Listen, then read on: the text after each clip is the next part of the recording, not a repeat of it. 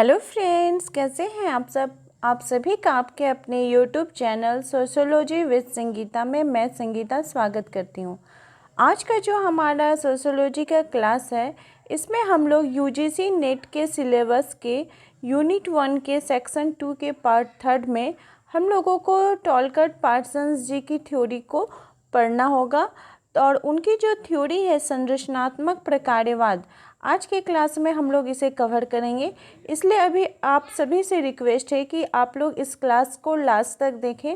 और अगर आप लोग को आज की क्लास से हेल्पफुल रहे तो प्लीज़ इसे लाइक करें, अपने दोस्तों तक ज़्यादा से ज़्यादा इसे शेयर करें, तथा आपकी कोई भी क्वेरीज हो या फिर कोई भी थिंकर्स के संदर्भ में जानना हो तो प्लीज़ मुझे कमेंट करके बताएं।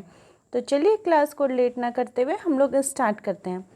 टॉलकट पार्सन्स जी का जन्म 13 दिसंबर 1902 को कोलोराडो यूएसए में हुआ था, तथा इनकी मृत्यु की बात की जाए तो इनकी मृत्यु 8 मई 1979 म्यूनिक जर्मनी में हुई थी। इनकी थ्योरीज को जानने से पहले हम लोगों को इनकी इम्पोर्टेंस बुक्स की तरफ देखना होगा, क्योंकि बुक्स जो है वो एक ऐसा माध्यम होता है जिससे कि कोई भी थिंकर है वे कौन सा थॉट देना चाहते हैं समाज में, इससे रिलेटेड वो बुक्स में ही अपना लिखते हैं। तथा यूजीसी नेट का अगर आप एग्ज़ाम देखिएगा तो उसमें प्रीवियस ईयर के क्वेश्चन जितने भी हैं उसमें बुक्स से रिलेटेड क्वेश्चन ज़रूर आते हैं। तो इन्होंने तो ऐसे बहुत सारे बुक्स की रचना की थी, लेकिन यहाँ पे मैं मेनली 4 बुक को लेकर आई हूँ, क्योंकि एग्जाम में इन्हीं 4 बुक से रिलेटेड क्वेश्चन पूछे जाते रहे। तो इनकी फर्स्ट बुक है the structure of social action. इस बुक की रचना इन्होंने 1937 में की थी, और इसमें इन्होंने बताया था कि जो सामाजिक क्रिया है, ठीक है, वो सामाजिक जो क्रिया है वो कौन कौन सी क्रियाएं हैं, तथा उन क्रियाओं का क्या रूप है, वो किस प्रकार से वे कार्य करती हैं, इसको लेकर उन्होंने इस बुक में अपने थॉट्स दिए थे। सेकेंड इनकी बुक है द सोशल सिस्टम। इसमें इन्होंने सामाजिक व्यवस्थाओं के बारे में बात की थी कि सामाजिक व्यवस्था आखिर होती क्या है, इनके भाग क्या है, इनके भागों का वर्णन इन्होंने द सोशल सिस्टम में किया था। इनकी बहुत ही इंपॉर्टेंट बुक है। इस बुक की रचना इन्होंने 1951 में की थी। थर्ड इनकी बुक है towards a general theory of action. इसमें इन्होंने सील्स महोदय के साथ मिलकर इस बुक की रचना की थी। इसमें उन्होंने बताया था कि सामान्य सिद्धांत का निर्माण करना चाहिए, अर्थात है कि कुछ ऐसा नियम बनाना चाहिए, कुछ ऐसी थ्योरी देनी चाहिए जो कि सभी पर लागू हो। इसके लिए जो मध्य अभिसीमा का सिद्धांत है, इसको इन्होंने सहायता के रूप में लिया था कि उसी प्रकार से हम लोगों को भी एक ऐसा सिद्धांत बनाना चाहिए जो कि सभी पर लागू हो सके। तो आज का जो आपका क्वेश्चन है उसमें आप मुझे कमेंट करके बताइए कि मध्य अभिसीमा का जो सिद्धांत है वे कौन से थिंकर ने दिया था। फोर्थ इनकी बुक है family socialisation and interaction process. इस बुक की रचना इन्होंने वेल्स महोदय के साथ की थी। इसमें उन्होंने परिवार, समाजीकरण तथा समाज के अंदर जो अंतःप्रक्रिया होती है इसके लेकर इन्होंने अपने बुक में बताया था। टॉलकट पार्सन्स जी शास्त्रीय परंपरा के एक अमेरिकी समाजशास्त्री थे जो अपनी सामाजिक क्रिया सिद्धांत और संरचनात्मक कार्यात्मक के लिए जाने जाते थे, और वे 20वीं सदी के बहुत ही फेमस सोशोलॉजिस्ट थे। अब इनकी थ्योरीज की तरफ हम लोग देखते हैं कि इनकी जो सबसे पहली थ्योरी है सामाजिक क्रिया का सिद्धांत। सामाजिक क्रिया के सिद्धांत में इन्होंने परिभाषा देते हुए बताते हैं कि वे वेबर से बहुत ही ज़्यादा प्रभावित थे। इन्होंने वेबर से प्रभावित होकर समाजशास्त्र को सामाजिक क्रिया का अध्ययन करने वाला विषय बताया था। इसमें उन्होंने एक ही पर्सन पर जोर दिया था कि जैसे कोई पर्सन होता है वो क्या होता है, अपना गतिविधि करता है, किसी भी कार्य में उसकी ऊर्जा लगी होती है, तथा वो जो भी कार्य करता है वो क्या करता है अपने गोल तक पहुंचने के लिए, यानी अपने लक्ष्य तक पहुंचने के लिए वो कोई एक व्यक्ति जो है वो कार्य करता है। तो हम सब कह सकते हैं कि जैसे कर्ता हो गया, परिस्थिति होगी, प्रेरणा होगी, जो इस थॉट के अंतर्गत आते हैं। सामाजिक क्रिया के सिद्धांत में पार्सन्स जी के अनुसार समाजशास्त्र मानव व्यवहार का अध्ययन करता है और मानव जो व्यवहार है वो दो प्रकार के होते हैं। पहला, जैविकीय मानव व्यवहार। यह मानव व्यवहार अचेतन अवस्था में किया जाता है। सेकंड है सामाजिक मानव व्यवहार। यह मानव व्यवहार चेतन अवस्था में किया जाता है। इसे ही पार्सन्स महोदय जी ने सामाजिक क्रिया कहा है। सामाजिक क्रिया के फिर इन्होंने इसे अंगों के बाद में भी बात की है।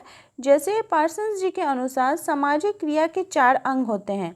कर्ता यानी एक्टर, जो पर्सन होता है, उसके बारे में उन्होंने बताया कि किसी भी सामाजिक क्रिया के लिए कर्ता का होना बहुत ही ज़्यादा आवश्यक हो जाता है। कर्ता के बिना कोई भी सामाजिक क्रिया नहीं हो सकती है। सेकंड, उन्होंने बताया लक्ष्य, कि मनुष्य को कोई एक लक्ष्य रहता है जिसके अनुसार ही, जिसके फलस्वरूप वो कार्य को संपन्न करता है। तो कर्ता सदैव किसी न किसी लक्ष्य की प्राप्ति के लिए ही क्रिया करता है। थर्ड है साधन, जिसे मीन्स बोला जाता है। लक्ष्य की पूर्ति के लिए साधनों का प्रयोग करना। हमारा जो गोल्स है, गोल्स तक पहुंचने के लिए हम जिन जिन साधनों का प्रयोग करते हैं, जो हमारे साध्य होते हैं, वो गोल्स के अंतर्गत आते हैं। फोर्थ है परिस्थिति यानी कंडीशंस, जिसमें उन्होंने बताया कि प्रत्येक क्रिया को करने के लिए परिस्थितियां होना भी आवश्यक है। इन चारों अंगों के माध्यम से जो भी मानव व्यवहार संपादित होता है उसे ही सामाजिक क्रिया कहा जाता है। पार्सन्स महोदय जी कहते हैं कि कोई भी सामाजिक क्रिया शून्य में रहकर संपादित नहीं की जा सकती है। प्रत्येक सामाजिक क्रिया के पीछे एक प्रेरणा का होना आवश्यक है और ये प्रेरणा किसी व्यक्ति विशेष या सामाजिक संस्था से नहीं बल्कि मानक मूल्यों से प्राप्ति होती है। इसलिए सामाजिक क्रिया के पीछे प्रेरणा का मानक मूल्यों का होना बहुत ही ज़्यादा आवश्यक हो जाता है। सेकेंड, इनकी जो थ्योरी है वो है पैटर्न वेरिएबल्स, जिसे कि दो भाजीय अनभागिता का सिद्धांत बोला जाता है हिंदी में। साथ ही साथ विन्यास प्रकारांतर का सिद्धांत भी बोला जाता है। अगर आपको विन्यास प्रकारांतर या दो भाजीय अनभागिता क्वेश्चन में देखने को मिला तो आप बिना किसी डाउट के, बिना किसी डर के टाल पर जो पर्सन है उसे टिक लगाइएगा। तो दो पैटर्न वेरिएबल्स, वेरिएबल मतलब क्या है कि बहुत ज़्यादा आपको ऑप्शंस रहेंगे। इसमें क्या होता है कि हमारा जो अर्जन करने का तरीका है, जो सार्वभौमिक अर्जित प्रक्रिया है, इसमें कभी कभार क्या होता है कि हमें 2 प्रकार के रूपों को चूज़ करना पड़ता है कि वे 2 प्रकार के रूप कौन कौन से होंगे। इसके बारे में उन्होंने बातें की हैं। इसमें उन्होंने बताया है कि जैसे हमें समाज में बहुत सारा देखने को मिलेगा, जैसे आपको अलगाव बनाम पृथकता देखने को मिलेगी, विश्रम बनाम विशिष्टता देखने को मिलेगी, विशिष्ट बनाम अर्जित देखने को मिलेगी, विशिष्ट बनाम प्रदत्त देखने को मिलेगी। तो इस प्रकार की जो वेरिएबल्स है उसे ही पैटर्न्स वेरिएबल के अंतर्गत रखा गया है। थर्ड, इनकी जो थ्योरी है वो है सामाजिक व्यवस्था का सिद्धांत। इकाइयों को क्रमबद्ध संकलन ही क्या है, व्यवस्था है। और इकाइयाँ जो है वो 4 प्रकार की होती हैं। इन्होंने सामाजिक जो इकाइयाँ, उसको जो भाग है सामाजिक व्यवस्था के, इसको 4 भागों में बांटा है। वे 4 भाग कौन कौन से हैं? सामाजिक इकाई, आर्थिक इकाई, राजनीतिक इकाई और सांस्कृतिक इकाई। आर्थिक इकाई को इन्होंने जैविक इकाई भी बताया है। फोर्थ, इनकी जो थ्योरी है वो है प्रकार्यात्मक पूर्व आवश्यकताएं, यानी कि प्रत्येक सोसाइटी की अपनी कुछ ऐसी आवश्यकताएं होती हैं जो कि ज़रूरी होती हैं। उन्हें पूरा करना अगर नहीं किया जा सकेगा तो फिर सोसाइटी ही फिनिश हो जाएगी। इसलिए इसमें प्रकार्यात्मक पूर्व आवश्यकताएं बताया गया है। फिफ्थ, इनकी जो थ्योरी है वो है सामाजिक संरचना का गतिशील संतुलन। अगर आपको क्वेश्चन में सामाजिक संरचना का गतिशील संतुलन मिले तो ये टालकन पर्सन्स महोदय जी के द्वारा दिया गया है, जिसमें उन्होंने लक्ष्य, संस्था, प्रतिमान, भूमिका जैसी छोटी छोटी उप प्रणालियों के बारे में बताया है कि इन छोटी छोटी उप प्रणाली से मिलकर ही क्या होता है, कोई समाज का निर्माण होता है, कोई सामाजिक संरचना का गठन होता है। तो अगर आपको गतिशील संतुलन या फिर उप प्रणाली भी देखने को मिले तो ये टालकन पर्सन्स महोदय जी की ही थ्योरी के अंतर्गत आता है। फिर इन्होंने प्रकार्यात्मक आवश्यकताएं के बारे में बात की है। इनका मानना था कि सामाजिक व्यवस्था जो है वो प्रकारात्मक आवश्यकताएं उसके अंतर्गत होनी चाहिए, यानी कि जो सोशल सिस्टम है इसके बात करने के लिए उन्होंने एजिल मॉडल का प्रयोग किया है। एजिल मॉडल जो है वो टालकर पर्सन्स जी की बहुत ही इम्पोर्टेंट थ्योरी है, इससे रिलेटेड क्वेश्चन पूछे जाते हैं। तो एजिल मॉडल आखिर है क्या? तो एजिल को अगर हम लोग फुल फॉर्म देखें तो ए फॉर होता है एडॉप्शन, जी फॉर होता है गोल, आई फॉर होता है इंटीग्रेशन और एल फॉर होता है लेटेंसी। एडॉप्शन यानी कि अनुकूलन का जो सिद्धांत होता है, तो अनुकूलन हम समाज के अंतर्गत कैसे करेंगे? तो सांस्कृतिक व्यवस्थाओं के माध्यम से हम अनुकूलन करेंगे। हर व्यक्ति का कोई गोल होता है, यानी कि जो उसकी आर्थिक जो क्रियाकलाप होती हैं या फिर आर्थिक आवश्यकता होती हैं वो गोल का निर्माण करती हैं। इंटीग्रेशन यानी कि एकीकरण, समाज के अंतर्गत एकीकरण किस प्रकार से होगा? तो राजनीतिक माध्यम से होगा। और फिर फोर्थ नंबर आता है लेटेंसी, यानी कि किसी भी समाज को, किसी भी संरचना को सही ढंग से चलाने के लिए तनाव नियंत्रण जो है एक इकाई का होना बहुत ही ज़्यादा इम्पोर्टेंट है। अगर तनाव नियंत्रण समाज में विद्यमान रहेगा, कोई भी तनाव नहीं रहेगा, तभी एक अच्छे सोशल सिस्टम की रचना की जा सकती है।